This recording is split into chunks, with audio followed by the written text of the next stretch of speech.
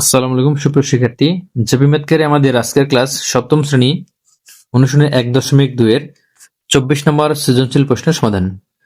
তো এখানে দেখো ক নাম্বার আমরা এখানে যে দেওয়া আছে 8 এর গুণনীয়ক গুলো বের করো। তো আমরা ক নাম্বার এখান থেকে 8 এর গুণনীয়ক বের করব। তো দেখো 24 নাম্বার ক, তাহলে 8 এর গুণনীয়ক সমূহ। তাহলে আমরা এইভাবে করব যে সকল গুণনীয়ক আমরা এইভাবে বের করব যে 8 সমান কি হতে পারে। 8 সমান 1 এর সাথে কত গুণ দিলে 8 হয় সেটা আমরা লিখব। তাহলে এখানে হবে 1 গুণ 8। এছাড়াও 2 এর সাথে কত গুণ দিলে 8 হয় এটা আমরা লিখব। তাহলে 2 এর সাথে গুণ দিতে হবে 4। এরপরে 3 দ্বারা কিন্তু কোনো কিছুর সাথে গুণ করলে 8 হয় না, তাহলে 3 দ্বারা কিন্তু হবে না। এরপর আমরা 4 দ্বারা, তাহলে 4 দ্বারা যদি গুণ দিই তাহলে 4 গুণ 2 হবে। তাহলে এখানে 4 গুণ 2 দেওয়া আছে, তাহলে এখানে ডাবল হয়ে যাবে। তাহলে আমরা কি করব, যখন আমরা দেখব যে কোন সংখ্যার গুণনীয়ক বের করতে এখানে 1 2 3 এভাবে আমরা গুণ দেওয়ার পরে দেখতেছি যে কোন একটি সংখ্যা আবার চলে আসছে, তাহলে আমরা কি আর সামনে কোন সংখ্যা গুণ করব না। তাহলে আমরা এখানে এর গুণনীয়ক লিখব যে সুতরাং 8 এর গুণনীয়ক সমান এখানে 1 2, আমরা ছোট থেকে বড় লিখব 1 2 4 8। তাহলে 1 2 4 8, তাহলে 1 2 4 8 হচ্ছে 8 এর গুণনীয়ক। তাহলে অ্যান্সার। এখন দেখো খ নাম্বার, এখানে খ নাম্বার এটা উদ্দীপকের আলোকে করতে হবে। এখানে একটি সৈন্যদলকে 6 7 8 সারিতে সাজানো যায় কিন্তু বর্গাকারে সাজানো যায় না। তাহলে সৈন্য সংখ্যাকে কোন ক্ষুদ্রতম সংখ্যা দ্বারা গুণ করলে সৈন্য সংখ্যাকে বর্গাকারে সাজানো যাবে। এখানে 6 7 এবং 8 সারিতে সাজানো সম্ভব কিন্তু বর্গাকারে সাজানো সম্ভব নয়। তাহলে সংখ্যার সাথে কত গুণ করলে বর্গাকারে সাজানো যাবে এইটা বের করতে হবে। তাহলে এটা করার জন্য আমাদের এই 6 7 এবং 8 এর লসাগু প্রথমে বের করে নিতে হবে।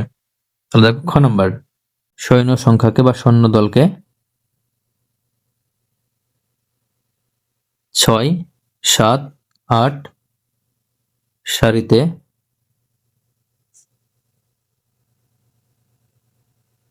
সাজানো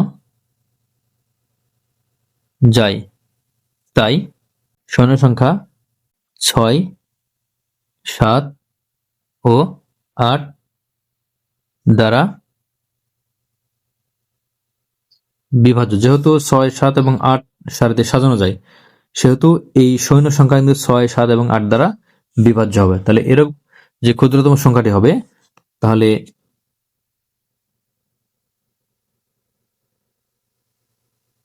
এরূপ ক্ষুদ্রতম সংখ্যা হবে। এরূপ বলতে যে বর্গাকারে সাজানোর জন্য, অর্থাৎ এই যে এভাবে আমরা সাজাবো, আমরা 6 7 8 সারিতে সাজাবো, এই রূপে সাজাতে সেই সৈন্য সংখ্যাটি এর ক্ষুদ্রতম যে সংখ্যাটি হবে সেই সংখ্যাটি হবে কি 6 7 ও 8 এর লসাগু। মানে আমরা যেই 6 7 এবং 8 সারিতে সাজাচ্ছি, তাহলে এই সংখ্যাটি হচ্ছে 6 7 এবং 8 এর লসাগু। তাহলে আমরা প্রথমত এই সংখ্যাটাকে বের করে নিব। তাহলে আমরা লসাগু করবো। দেখো এখন আমরা লিখবো যে এখন 6 7 8, এখানে লসাগু নির্ণয় করে এখানে আমরা 2 দ্বারা ভাগ করতে পারি, তাহলে এখানে 3 হবে। এখানে 7 2 দ্বারা বিভাজ্য 9, আর 8 কে 2 দ্বারা ভাগ করলে এটা হবে 4। তাহলে এখানে কিন্তু আবার আমরা 2 দ্বারা ভাগ করতে পারি, আমাদের ভাগ না করলে কিন্তু এখানে হইতো। আচ্ছা আমরা এরপরও ভাগ করি। দেখো আমরা যদি আবারও 2 দ্বারা ভাগ করি তাহলে এখানে 3 থাকবে, এখানে 7, এখানে 2। দেখো সবগুলোর সংখ্যা কিন্তু মৌলিক চলে আসছে, তাহলে আমাদের আর এখানে ভাগ করার প্রয়োজন নাই। তাহলে আমরা এখন লিখবো যে সুতরাং 6 7 ও 8 এর লসাগু এটা হচ্ছে 2 গুণ 2 গুণ আর একটা 2 আছে 2। দেখো একটা 2টা 3টা 2 আছে, এরপরে একটা 3, তাহলে গুণ 3 গুণ একটা 7। তাহলে এটা হচ্ছে এই সংখ্যাটির লসাগু। তাহলে এখান থেকে আমরা যদি এই সংখ্যাটিকে বের করি তাহলে সেই সংখ্যাটি আমাদের কিন্তু প্রত্যেকটি গুণনীয়ককে জোড়া হতে হবে। তাহলে জোড়া যদি হয় তবেই কিন্তু সেই সংখ্যাটি কেবল পূর্ণবর্গ সংখ্যা হবে, আর পূর্ণবর্গ সংখ্যা যদি না হয় তাহলে সেই সংখ্যাটি কিন্তু বর্গাকারে সাজানো যাবে না। তাহলে আমরা কিন্তু জোড়া করে নিই। দেখো এখানে এক জোড়া আছে, এখানে 2, 3 এবং 7 কোনো জোড়া নাই। তাহলে আমরা যদি সেই সংখ্যাটি বের করতে চাই, তাহলে আমরা লিখবো যে যেহেতু 2, 3 ও 7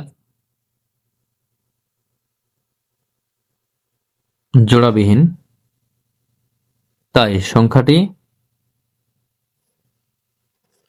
কিন্তু পূর্ণবর্গ সংখ্যা নয়। পূর্ণবর্গ সংখ্যা নয়। তাহলে এখানে প্রশ্ন কি ছিল, যে এখানে প্রশ্ন ছিল যে সৈন্য সংখ্যাকে কোন ক্ষুদ্রতম সংখ্যা দ্বারা গুণ করলে সৈন্য সংখ্যাকে বর্গাকারে সাজানো যাবে।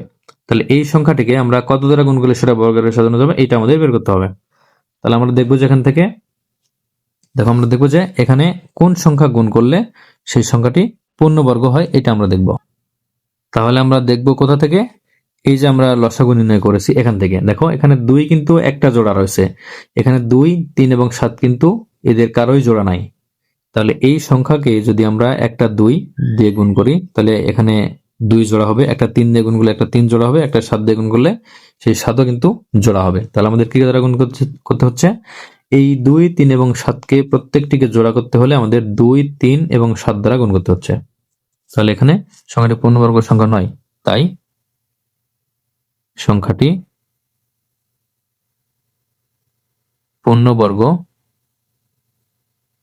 হতে সংখ্যাটিকে 2 গুণ 3 গুণ 7 দ্বারা গুণ করতে হবে। তাহলে এখানে 2, 3, 7 এবং 2, 3 এবং 7 এর গুণফল কত, 2 এবং 3 গুণ করলে হবে 6, 6 এর সাথে 7 গুণ করলে এটা হবে 42। তাহলে সেই সংখ্যাটি কত হবে, এখানে আমরা এখানে লিখতে পারতাম সমান, এখানে আমরা দিতে পারতাম বা, এখানে বা 2, 3 এবং 7 এর গুণফল হচ্ছে 42। তাহলে 42 দ্বারা গুণ করতে হবে। যে তাই সংখ্যাটি পূর্ণবর্গ হতে সংখ্যাটিকে 2 গুণ 3 গুণ 7 বা 42 দ্বারা গুণ করতে হবে। তাহলে এটা কিন্তু আমাদের অ্যান্সার হয়ে গেছে, যে এই সংখ্যাটিকে আমরা যদি 42 দ্বারা গুণ করি, অর্থাৎ এই সৈন্য সংখ্যাকে যদি আমরা 42 দ্বারা গুণ করতাম, তাহলে সেই সৈন্যকে কিন্তু আমরা বর্গাকারে সাজাতে পারতাম। তাহলে এখানে সৈন্য সংখ্যাটিকে আমাদের কি করতে হবে, 42 দ্বারা গুণ করতে হবে। সুতরাং সৈন্য সংখ্যাকে বর্গাকারে সাজাতে 42 দ্বারা গুণ করতে হবে। তাহলে এটা হচ্ছে খ নম্বরের অ্যান্সার। তো আমরা এখন গ নম্বর অঙ্কে যাব। তো দেখো গ নম্বর বলা আছে, ওই দলে কমপক্ষে কতজন সৈন্য যোগ দিলে সৈন্যদলকে বর্গাকারে সাজানো যাবে। তাহলে আমাদের কিন্তু সৈন্য সংখ্যা কিন্তু আমাদের এখানে জানা নাই, আমরা এই খ নম্বরের সাহায্যে আমরা এই সৈন্য সংখ্যা বের করব। দেখো 24 নম্বর গ, এখানে আমরা খ থেকে যেটা পেয়েছিলাম, যে খ হতে প্রাপ্ত যে লসাগু, খ হতে প্রাপ্ত লসাগু ছিল 2 গুণ 2 গুণ 2 গুণ 3 গুণ 7। তাহলে আসলে কিন্তু এই গুণফলই কিন্তু টোটাল সৈন্য সংখ্যা হবে। তাহলে এখানে গুণ করলে কত হবে, 2 এবং 2 গুণ করলে 4, 4 এর সাথে 2 গুণ করলে হবে 8, 8 এবং 3 গুণ করলে হবে 24, 24 এর সাথে যদি আমরা 7 গুণ করি তাহলে এখানে হবে 140, 168 হয়তো হবে। দেখো আমরা 2 গুণ 2 গুণ 2 গুণ 3 গুণ 7, 168। তাহলে এখানে 168 হল। তাহলে আমরা এই 168কে আমরা বর্গমূল নির্ণয় করে দেখবো যে এই সংখ্যাটির সাথে কত যোগ করলে সেই সংখ্যাটি একটি পূর্ণবর্গ সংখ্যা হবে, বা ওই সৈন্যদলকে একটি মানে বর্গাকারে সাজানো যাবে। তাহলে আমরা কি করব, এখানে 168 এর বর্গমূল নির্ণয় করার জন্য আমরা এখানে এক জোড়া আর এখানে জোড়াবিহীন 1, তাহলে এখানে 1 এর উপর বর্গ করলে 1 হয়। তাহলে এর বিয়োগফল 0, এখানে আমরা লেখার প্রয়োজন নেই, তো আমরা পরবর্তী যে জোড়া আছে এটা আমরা নেবো 6 8। তাহলে এখানে আমরা এখন 1 কে ডাবল করলে হবে 2। তাহলে 2 এর পর আমরা যে সংখ্যা নেব সেই সংখ্যা দ্বারা আবার সম্পূর্ণ সঙ্গে গুণ করব। তাহলে 2 এর পর আমরা নেই, দেখো 2 3 গুণ 3 69, বেশি হচ্ছে কিন্তু। তাহলে আমরা কি 2 বার দেব, 2 2 গুণ 2, তাহলে এটা হচ্ছে 44। তাহলে আমরা এখানে 2 বার দিলাম, 2 বার দিলে হবে কি 44। তাহলে এখানে আমরা যদি এখন বিয়োগ করি তাহলে এখানে আসবে, দেখো এখান থেকে বিয়োগ করলে এখানে হবে 4 আর এখানে হবে 2, তাহলে 24। তাহলে এই 24 সংখ্যাটি কিন্তু অবশিষ্ট, এই 24কে কিন্তু আর এখান থেকে আর বর্গমূল করা সম্ভব নয়। তাহলে যদি এখানে এই 24 না থাকতো তাহলে কিন্তু এটা পূর্ণবর্গ হতো এবং বর্গাকারে সাজানো যাইতো, কিন্তু যেহেতু এটা 24 অবশিষ্ট আছে তাই এইটা কিন্তু পূর্ণবর্গ না এবং এইটাকে বর্গাকারে সাজানো যাবে না, যেটা আমরা খ নম্বরেও দেখেছি। তাহলে আমাদের এখানে কি করতে হবে, এখানে যোগ দিতে হবে কত, আমরা সেই যোগ করার নিয়মে কিন্তু এর সমাধান করব। যেহেতু 168 এর বর্গমূল নির্ণয়ে 24 অবশিষ্ট থাকে,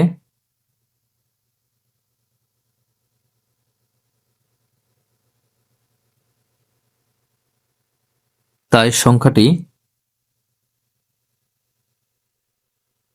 পূর্ণবর্গ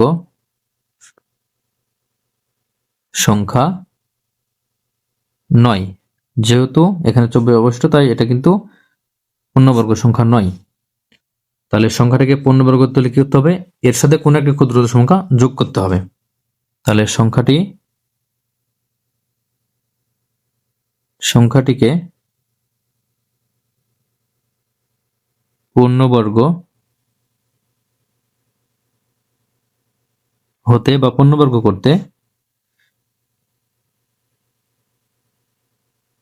যে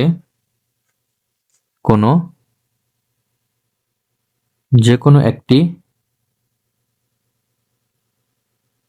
ক্ষুদ্রতম সংখ্যা যোগ করলে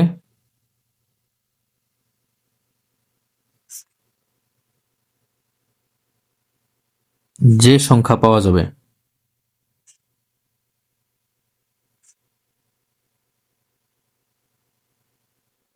যাবে তার বর্গমূল কত হবে, তার বর্গমূল হবে, তাহলে এর বর্গমূল হবে এই বর্গমূলের পরবর্তী যে সংখ্যা, অর্থাৎ 1 যোগ করতে হবে। তাহলে এর বর্গমূল কি হবে, এখানে আসছে এখানে 12 যোগ 1 বা 13। তাহলে সুতরাং সংখ্যাটি কি হবে, সংখ্যাটি হবে এখানে 13 এবং 13 গুণ করতে হবে, 13 গুণ 13 বা 13 এবং 13 গুণ করলে কত হবে 169 হয়। তাহলে বা 169। তাহলে আমাদের এখানে যোগ করতে হবে কত আছে, কিন্তু 168, আর পূর্ণবর্গ হতে এখানে 169 হতে হবে সংখ্যাটিকে। তাহলে এখানে যোগ করতে হবে কত, সুতরাং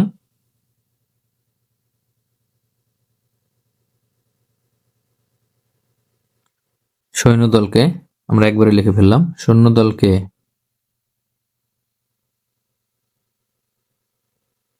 বর্গাকারে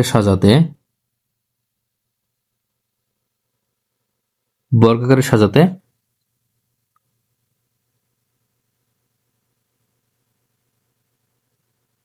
সৈন্য যোগ করতে হবে সমান, এখানে আমরা বিয়োগ করবো 169 থেকে 168 বিয়োগ করবো, তাহলে 169 বিয়োগ 168 বা 169 থেকে 168 বাদ দিলে এখানে হবে 1 জন। তাহলে এই 1 জনই কিন্তু হবে উত্তর।